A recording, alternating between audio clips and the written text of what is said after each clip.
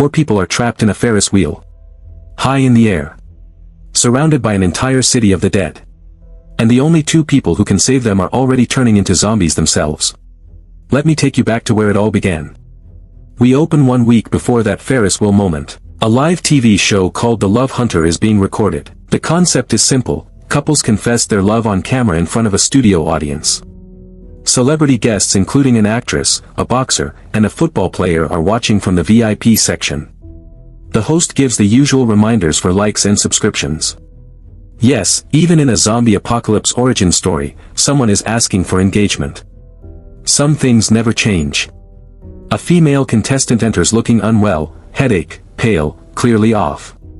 She faints. Nobody really pays attention. When it's her turn, her boyfriend walks up and says, "I love you." She doesn't respond. Then she lifts her head. Her face has completely changed. She lunges and bites his neck. The celebrity guests laugh. The crew laughs. They think it's a bit for the show. How romantic. Then the boyfriend drops to the ground, her face is covered in blood. The laughter stops. Panic tears through the studio instantly. 1 bite becomes 2, 2 becomes 10. The entire place collapses into chaos within minutes. The celebrity guests flee through the back door, straight into more zombies on the street. They sprint for any vehicle they can find, pile in, and drive away. Checking their phones, they see headlines: a strange virus has broken out across the city and people are turning en masse. Inside the car, fear settles in. They make a pact: if anyone gets bitten, they tell the others immediately so the group can escape, even if it means leaving that person behind. That pact sounds noble. Remember it. Because almost nobody keeps it. The driver warns them the car is nearly out of fuel. Nobody wants to stop. But they have no choice. They pull into what looks like an empty gas station. The driver takes the keys with him. He doesn't trust anyone not to drive off without him. As he tries to pump gas, he makes a noise. The station attendant, now a zombie, attacks from behind. He's killed on the spot. The group watches in horror. But then they notice something crucial: zombies aren't looking at them directly. They're reacting to sound. Blind, they hunt by sound alone. This changes everything. Someone has to get the keys and pump the gas in silence. Everyone suddenly develops mysterious ailments. Bad leg. Stomach cramps. Sudden illness. The speed at which grown adults invented medical emergencies to avoid volunteering was genuinely impressive. A young man named John steps up. He creeps out. The pump machine makes a loud noise. Zombies swarm. He barely makes it back. The football player tries next, throws a box to distract the horde, giving John another shot at the pump. John gets it running but barely fills the tank before the zombies return. The actress and the boxer take turns running distraction. The actress screams at the sight of one particularly grotesque zombie. A faster one, different from the rest, comes straight for her. The boxer pulls her into a cabin just in time. The football player creates more noise to draw the faster zombie away. John searches the dead driver's pockets for the keys. Finds them, right as the driver reanimates. The whole group sprints to the car and speeds off. Nobody bitten. Small victory. It doesn't last. A zombie steps into the road. John panics and hits it. The crash knocks everyone unconscious. When they come to, one person didn't make it. Now they're 5. They spot a supermarket and take shelter inside, locking the doors. The football player feels something grab his leg and collapses screaming. It's a store employee. A little embarrassed for him, honestly. She tells them the place isn't safe and to get to the staff office. The office staff won't open the door until the group vouches for her. Now they're 10. They check security cameras and see the store is full of supplies. 2 high school athletes volunteer to retrieve food. It's going perfectly until the supply box tears open and everything crashes to the floor. The noise brings every zombie in the store. One student is caught immediately. The second runs, trips, and is swarmed. Both gone. The group inside watches through cameras. Shaken. The soldier, the most trained and capable among them, decides to go himself. The football player volunteers to join, fast enough to outrun zombies if needed. They move carefully, split up inside the store. The football player goes for carts. The soldier goes for water. Zombies close in on the soldier. He makes loud noise to lure them away, only to realize the football player hasn't come back yet. He doubles back to draw the horde off him. The football player drops his bags. Zombies swarm the bags. Somehow, impossibly, he escapes. They return with water and some supplies. Still not enough. New plan. The injured girl hides in a shopping cart covered by a large box. Her job, make noise from inside to lure zombies and give others time to collect food. She's scared, feels like a burden, agrees anyway. A foreign member of the group offers to go with her. He leads her the wrong way. Zombies close in. He abandons her and runs back crying. She's alone in the cart. Surrounded. The boxer doesn't hesitate. She organizes a small rescue team. One brave young man runs out making noise, pulling the horde toward himself. The others grab the food and rescue the girl. But the young man slips and falls. The zombies take him before anyone can reach him. The barricade door is about to give way. Time to leave. The plan, 2 teams. One uses shopping carts as shields to attract zombies toward the front door. The other slips out behind. They reach the garage, crawling with zombies. They hide in a large tent. Inside, they find 4 car keys and decide to use them to escape. Testing the keys is chaos. One car has a zombie inside. Another has no fuel. The football player gets surrounded on top of a car roof. John jumps from car to car making noise to draw the horde away, saving him. The boxer is caught outside the tent hiding under a vehicle. John leaps across car roofs to pull the horde toward himself and buys her time to get back. Then everything changes. The zombies evolve. One of them climbs onto a car to reach the group. They're gaining intelligence. Gaining ability. Everyone is terrified. Then an old man appears with a machine gun and opens fire on the horde. The group scrambles down and retreats to the tent. The actress stays to thank him, persuading him to come with them. He tells her it's too late for him. He was bitten in the leg. He's going to turn. He tells her to go, take care of herself.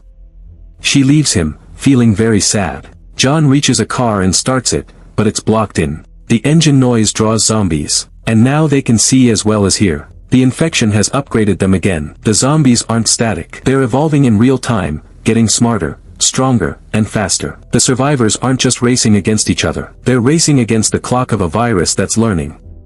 John covers the windows with newspaper and waits for them to leave. They use the garage's car lift to clear a path. But a car alarm goes off mid-operation. Zombies flood in from every direction. The football player, panicking, shoves the girl next to him to the ground and runs. A teammate sees her go down and rushes to help. Both of them are bitten in the process. They're tied up, contained. The girl, in tears, accuses the football player directly. He denies it. Claims it was an accident. Says he has a condition that makes him laugh when he's nervous. He laughs. The whole group stares at him. The actress makes an observation. Zombies gather near the old man but never attack him because they sense he's already infected. The boxer connects the dots immediately. Send the 2 bitten teammates to operate the lift. They're turning anyway. Nothing to lose. Cold logic. But survival rarely comes warm. The plan works. They clear more vehicles. With the old man providing cover fire, the group escapes the garage. He stays behind. He chose to end his life on his own terms rather than become the thing he'd been fighting. They drive through the night. The bitten 2 are showing worse symptoms. The group keeps them anyway, hoping for a cure somewhere ahead. A bully in the group suggests throwing them out. The infected girl snaps back, when I turn, you'll be the first I bite. He goes quiet. They need leadership. Everyone agrees on the soldier. Calm, trained, decisive. They spot 2 crashed vehicles on the road and investigate. A girl inside one car appears dead, until she lunges, restrained by her seatbelt. That seatbelt saved multiple lives. The car company should use that in an ad. But the Real find, a massive stockpile of food, water, and fresh clothes. They change, load up. A zombie horde appears in the distance. They split. One drives the supply vehicle, the others follow. They reach a village but locals have barricaded it. The group disguises the 2 infected members with makeup. The village mayor lets them in, offers food and shelter. They eat. They relax. For a moment, it feels safe. Then the boxer hears a strange noise from a coffin in the corner. The mayor insists it's coming from outside. The soldier notices the grieving woman in the corner isn't actually crying. He warns the group. Nobody listens. That night, the food was drugged. The mayor is corrupt. He's been feeding victims to a zombie he keeps chained in an abandoned building. His mother, bitten weeks ago. He couldn't bring himself to let her go. So instead, he brings her people. The teen wakes up bound in a dark room. The soldier cuts free. Frees the others. But the door is locked from outside. The two bitten teammates are outside the room. They hear their friends already showing zombie-like movements. In what might be their last conscious hours, they find a wooden plank and smash the lock. The group pours out. The football player and the girl slip out through a window near the zombie, the football player slamming a basket over the zombie's head for cover. They regroup and keep moving. They reach an abandoned factory. Relief, until they hear sounds inside. Cages. Full of infected villagers the mayor's mother had bitten.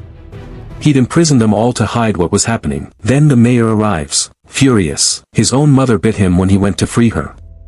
He blames the group for everything. He captures the actress and locks her in a cage full of zombies. Keeps the key in his office. She begs her friends to leave without her. They refuse. John retrieves the key from the mayor's office. He attaches it to a remote-controlled toy car and drives it toward the cage. A zombie bumps it. Key hits the floor. Someone has to deliver it by hand. The boxer suggests the zombie blood disguise trick. Cover yourself in zombie blood to mask your scent and walk among them undetected. Everyone agrees it's brilliant. Nobody wants to do it. Rock, paper, scissors. The foreign guy loses. He covers himself in zombie blood, holds his breath, and walks through the swarm. The zombies ignore him. He finds the key. Delivers it to the actress. 60 seconds. The blood dries. They catch his scent. He's bitten on the neck. The soldier drags him out and locks the door. The bite is deep. The two bitten teammates arrive just in time, walking through the horde without being touched. They surround the actress, shielding her scent, and free her from the cage. Someone has to hold the rope from inside to keep it secure. The soldier climbs in. Holds the rope. Then uses his military training to climb up and pull himself out before the zombies can reach him.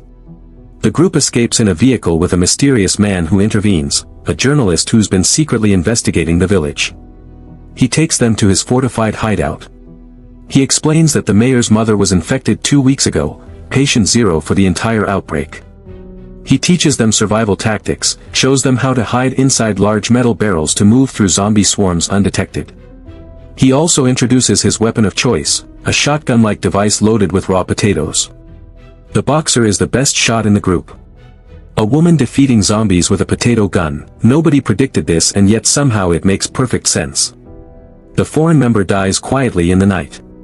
Then reanimates immediately. They learn transformation happens the moment death occurs. They leave him with the journalist and set off for the coast. Police have arranged boats to a safe zone. They arrive late. The boat has already gone. The journalist tells them another arrives in 5 hours. They find an amusement park nearby and decide to wait. Someone turns on the power. The entire park lights up. Every ride activates. Every zombie in the area turns toward the noise and lights. Turning on an amusement park in the middle of a zombie apocalypse is genuinely one of the most spectacular mistakes this group has made. Worse, people were hiding inside the park. Now their lives are in danger because of them. The group splits into 3 rescue teams. The football player rescues a girl trapped in the bumper cars, slowly navigating through them without waking the zombies, until one accidental bump sends the horde toward them. His teammate creates a diversion and they escape. John and the actress find a family trapped in the spinning cup ride. They get inside, free them, then realize the little girl's oxygen tank was left behind. They go back for it. Zombies flood into the ride. The ride operator, still alive, starts the ride spinning, throwing the zombies off balance and buying them time to escape. The soldier and the boxer find a man begging them to rescue his fiancée, trapped on the carousel surrounded by zombies. The boxer takes the potato gun. The frantic fiancée keeps rushing her and breaking her focus. She tells him to back off. Takes a breath. Fires accurately. Clears a path. Fiancé rescued. But then the soldier and boxer are surrounded, chased into the trampoline zone. They bounce across the mats. The zombies try to follow and keep falling flat. The two slip down a slide and escape. The two bitten teammates, feeling useless, knowing their time is almost up, decide to do something meaningful with what's left. They lure the entire zombie horde into a giant ride using a whistle. Then activate it, trapping and killing a massive number all at once. With 3 hours before the boat arrives, the group heads to the Ferris wheel. They meet the ride operator and ask him to lock them in for 3 hours then release them. He agrees. The wheel turns. They're locked in the cars high above the park. Safe. Finally. Then they hear his scream. Zombies got him. He's dead. Nobody left to bring them down. Panic. The two bitten teammates are still on the ground below. The group contacts them by walkie-talkie. You are our only hope. But by now the virus has fully spread. They faint. And this brings us back to the opening. Trapped in the wheel. Each person saying what they'd do if they survived. Then the two bitten ones wake up. Now blind. 1 hour left before full transformation. They make it to the wheel controls. The infected girl stops at the football player's car. You shoved me. You got me bitten. I'm going to leave you up there until I bite you myself. He panics. Hides under the seat. The actress, desperate not to miss the boat, gives up his car number. The infected girl laughs, stops his car, and opens it anyway. Her companion opens the rest. He tells the group to run before he turns, then locks himself inside one of the wheel cars. The virus takes him. The infected girl turns next. She bites the football player. The group of 5 survivors runs for the port. The boat is already pulling away. The soldier throws a grappling hook and snags it. He crosses first. Then John.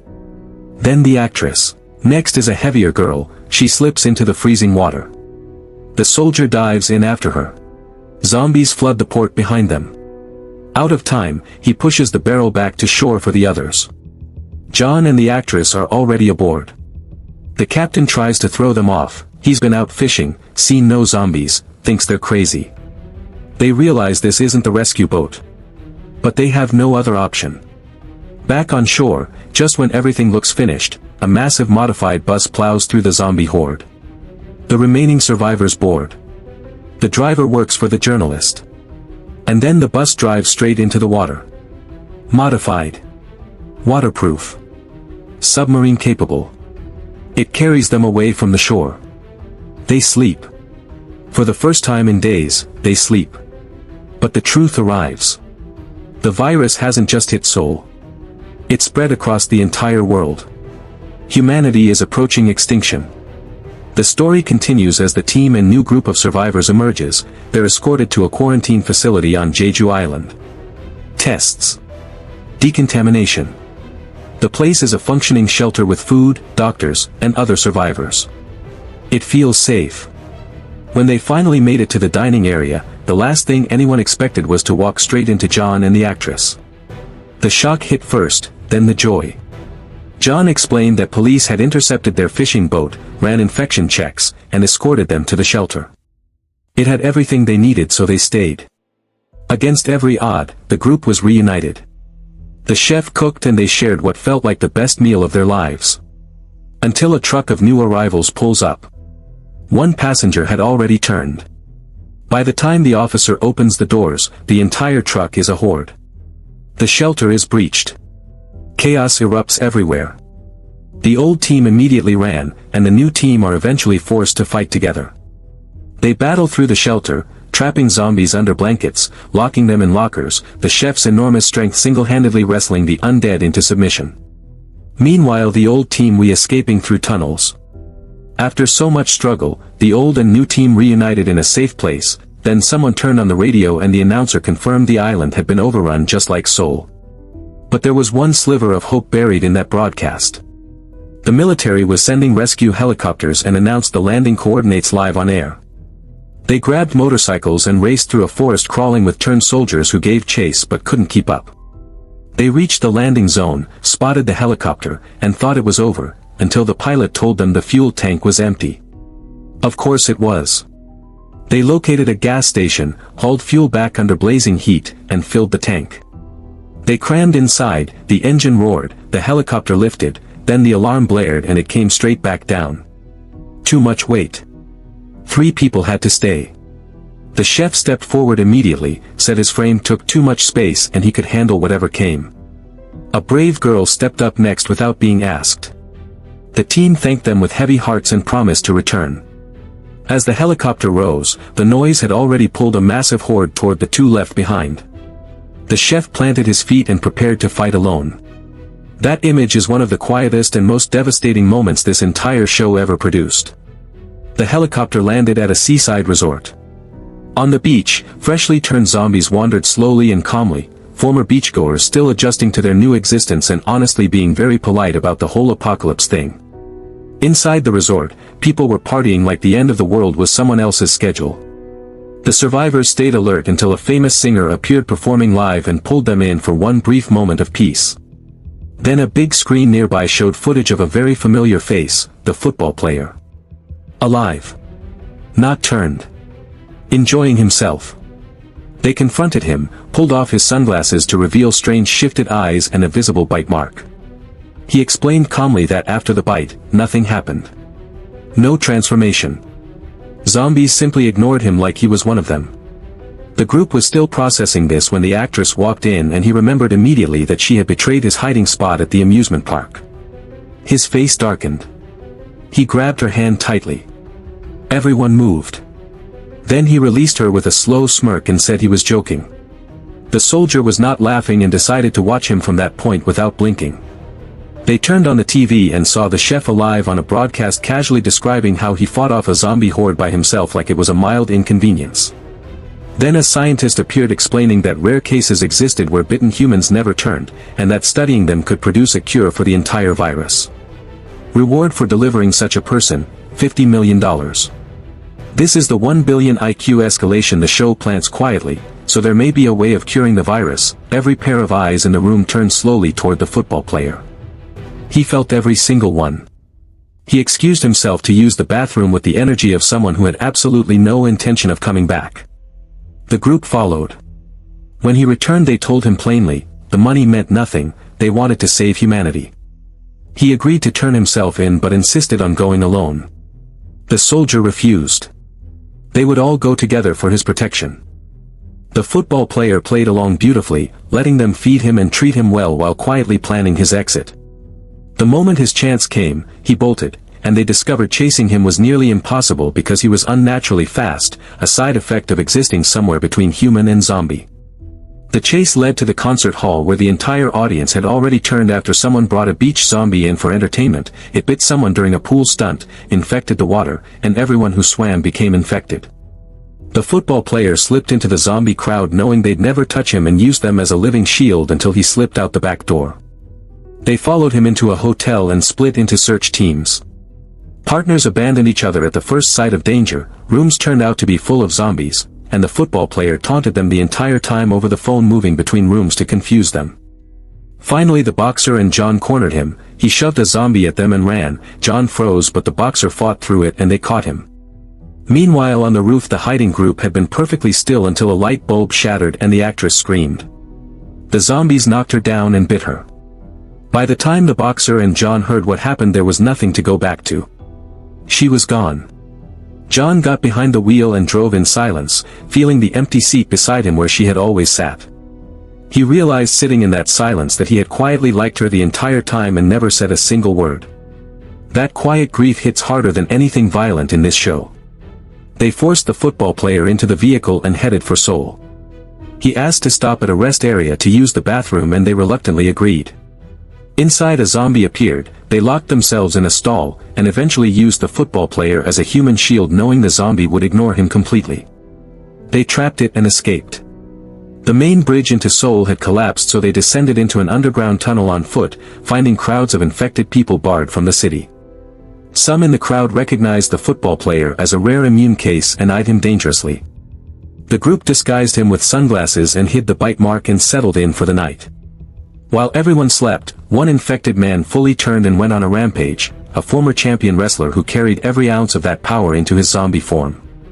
The boxer tackled him, teammates piled on, and he threw them around effortlessly until one member had no choice but to stop him permanently. Seconds later the wrestler's brother appeared and accused them of killing someone still human, rallying the infected residents against them and forcing the group out of the area entirely. They pushed toward the subway only to find all the staff had turned. These particular zombies attacked any light source, so they cut the power and split into two teams. The boxer guided the first team remotely through security cameras and walkie-talkies while staying in the control room with the football player. The mission was dangerous and several were lost, but the rest made it through. The boxer then followed the same route from memory with the football player beside her until the power suddenly came back on. Zombies saw them and attacked. The boxer froze and screamed. The football player stepped directly in front of her without hesitation, and the horde ignored him completely while he carried her through to safety. She thanked him.